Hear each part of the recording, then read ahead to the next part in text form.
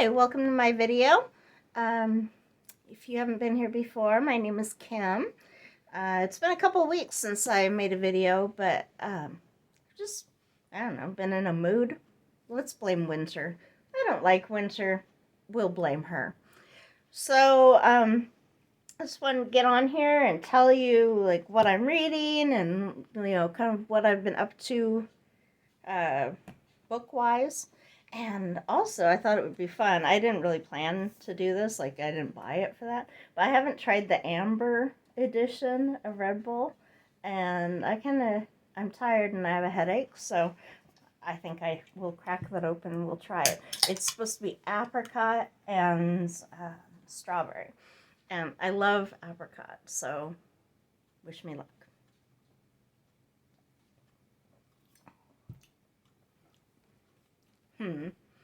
I don't know. I'll have to take another drink here in a minute. So, let's get started with what I've been reading, what I am reading, and yeah. So, something that I listened to, well, let's get the unpleasant parts out of the way. First of all, I read The Bluest Eyes. I had read it when I was like 19, and I really enjoyed it. And I reread it a week ago, thereabouts, by Toni Morrison. I wanted to read it, kind of, Black History Month, get into some, Black authors, things that maybe I wouldn't pick up, that, this is a good excuse to pick something up. So, I read it. I read it all the way through, and something that I've noticed about a lot of Black authors, especially, like in the 60s and stuff, and I understand it, but a lot of their writing is just like really raw, and like they just deal with just everything. I mean, like trigger warnings. There is a trigger warning for everything. I mean, just think of something that like would freak a person out. They have a trigger warning for it because she covered it in the book. And, I have to be in a very, very specific mood to deal with stories that cover just like so much heavy, like so many heavy things, and, nobody's good and everybody's horrible and everything is horrible. And I just don't think I was in the mood for that. And, I really just did not enjoy that book. It was well written, like, she's an excellent writer. It's not that. But it just, just showing, like, every thing that you can think of that's unpleasant and just raw. That is the word that I'm using for it. It's just, very unfiltered, very, like, things that I don't want to hear about, and that, well, nowadays you hear about everything. But, I don't know, just, I didn't enjoy it, although I understand that it's important, and it's a good book for, like historical purposes, and I'm sure that there are people who can, like, read it and, get things out of it that's like, yes, that's how my life was, or, like, that's how I grew up, or, whatever the situation is. But the whole thing is just dark and depressing and horrible. Like, just everything. It's like, no, don't let that happen. Oh, yeah, that happens. Okay, like, I hope that doesn't happen. Oh, yeah, that happens. And the whole book, just, there is nothing pleasant in that whole story. Like, I can't think of one thing that was nice. And, I mean, I don't think that's what the book was about, is nice things. But that's like what I got out of it. It's like, oh my gosh, that's going to happen, isn't it? Yep, it sure did. So without it getting into any spoilers, just if you are in any way triggered by anything, beware reading that book. So that's what I got out of that. All right. So then I started reading, what was the other book? It was with the black slave traders. It's another historical fiction type book.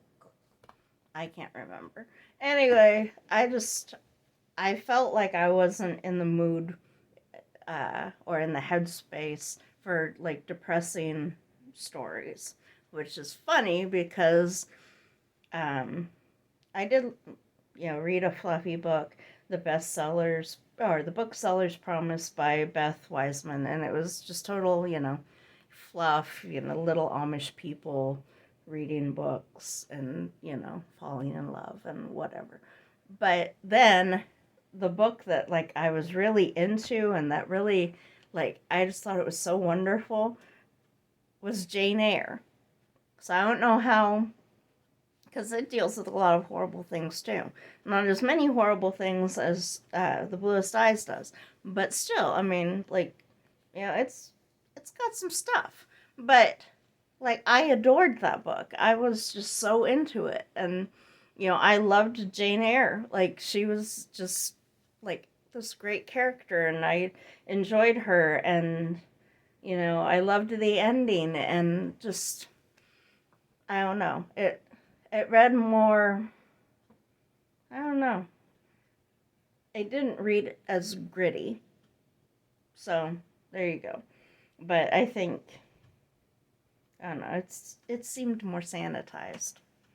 I'm, I'm not saying that's better, but just for my mood, it was more suitable. So I read Jane Eyre by Charlotte Bronte. I had never read it before, and I don't know how that's even possible because I just, wow, I loved it. I loved everything about it. It was just, wow. And I have a copy of it. Oh, here she is.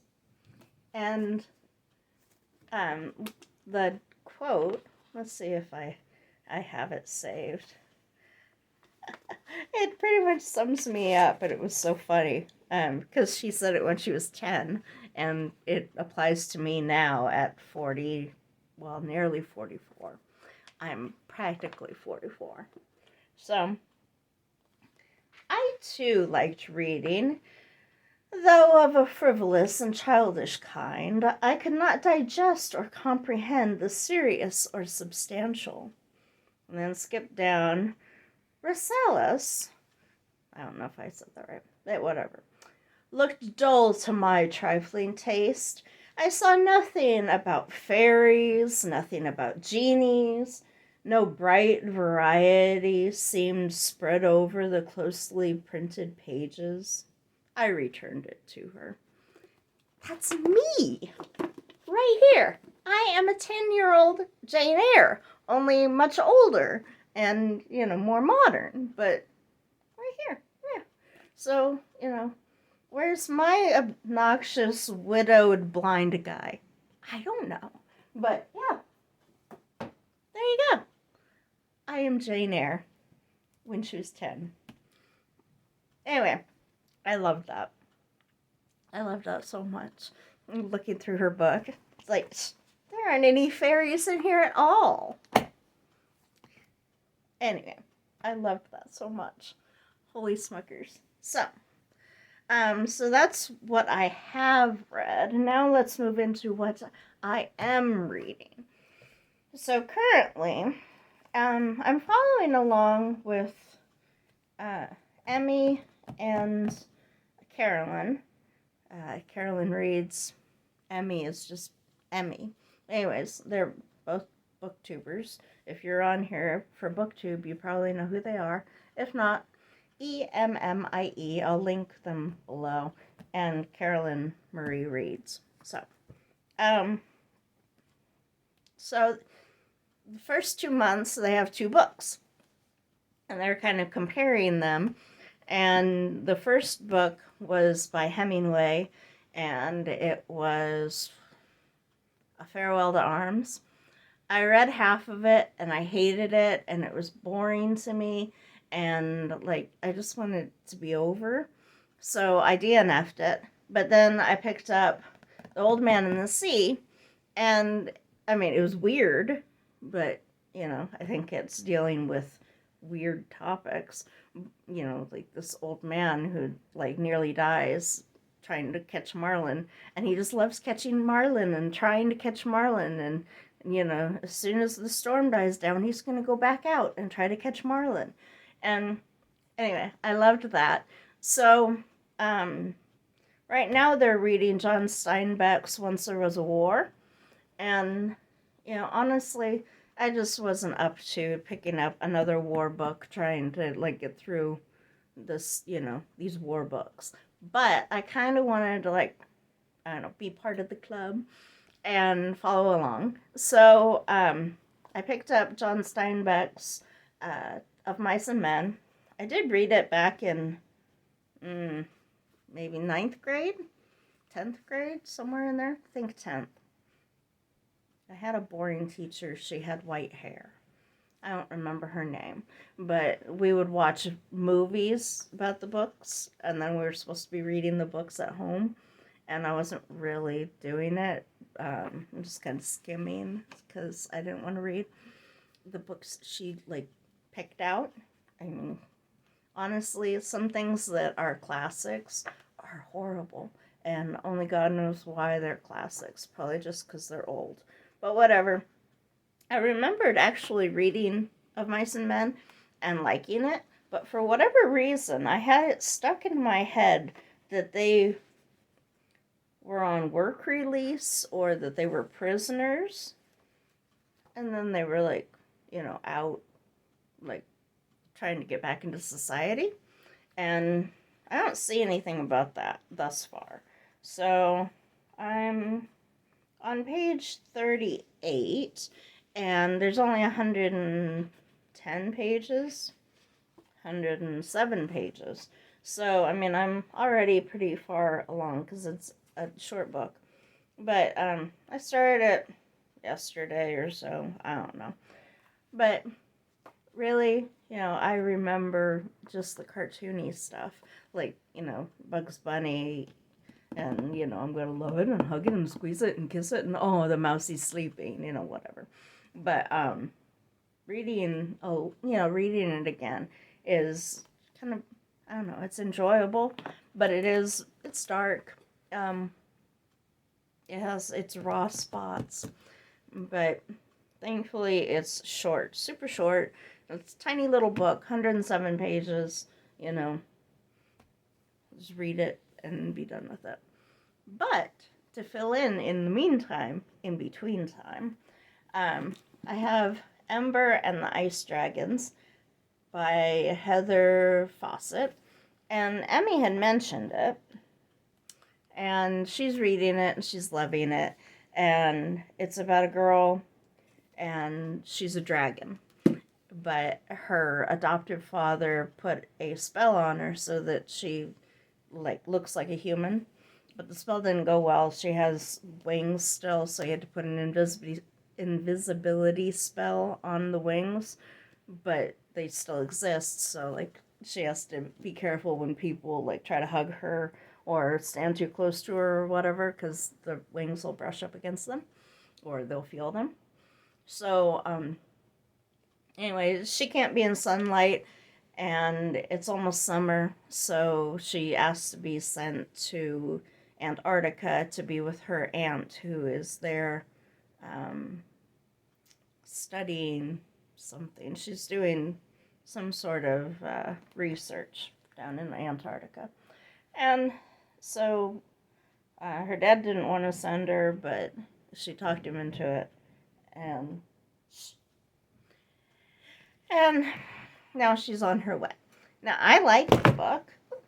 I got it from the library. So I also have The School Between Winter and Fairyland, which is the sequel. So when I'm done with that, I can read this one. So that's going to be fun, I think. So that's that. And then on audiobook, I have a book called To Love a Prince by Rachel Hauck, Hauck, Hauck. And and I'll link that in the description below. And I'm liking it too. It's about a girl, her mom worked in a palace, and she grew up around the prince of this, I don't know, I think it's a make-believe land. I'm not really paying attention. I'm listening to it on audiobook, so, I'm not taking it overly seriously. But she grew up with the prince, and she had a mad crush on him, but they were just friends. And she's friends with a reporter now, and he's gone AWOL because he was supposed to marry this princess, and it didn't work out. So he's run off. Nobody knows where he is, but this girl's friend, who's a reporter, is trying to find a story about him. Like, why do these girls keep leaving him, and what's wrong with him, and where did he go, and like all of the, the celebrity gossip, like very, like Prince Harry and Meghan type stuff. They even mention it in the book, but she had written a diary about like how much she loved him when she was this little girl, and she thinks that this diary has been destroyed, and I've only started reading it, so I'm only like 20% in, but I think they're going to find the diary, and that her friend, who's a reporter, is going to like do something, but I don't know what. So I think that's it looks promising. That's all. It looks promising. And another book that I got from the library is The Red Ribbon by Pepper Basham, and it's historical stories of American crime. So I don't know anything about it. I wasn't looking to get this book. I wanted a different book by her, because she also did like this, what is it called? It's like Accidentally Izzy or Authentically Izzy or something like that. But that's the one I wanted, but I didn't get to the library in time, so they put it back into circulation because people were waiting for it. And so I ended up finding this book by her, and I mean, I like true crime, so especially like the old stuff, like the old stuff. Yeah, I like that stuff. So that's that, and then I've already told you about this. It's Glory in Their Spirit, and it's nonfiction. It's about how 4 black women took on the army during World War II, and I believe it's about segregation and how people weren't always allowed to like serve or do things that like white people could do, but like black people couldn't. So I'm looking forward to that. It's nonfiction, so I don't think that I'll have the same issues with it that I had with the things that I was trying to read that are fiction. And to add to my ratty old classics book collection, I got I, Robot by Isaac Asimov. I paid $1.99 for this thing, so I spared no expense. But the pages are yellow, and it has writing in it, and I'm so happy. And I love the movie with Will Smith, I, Robot, so it'll be fun to see like what it originally was, and just the 3 laws of robotics, and I'm so excited about this one. So that's what I'm planning on reading this week and what I have read, and let me know down below what you're reading, and if there's anything you'd like to know. Oh, that's right, let me take one more sip of this.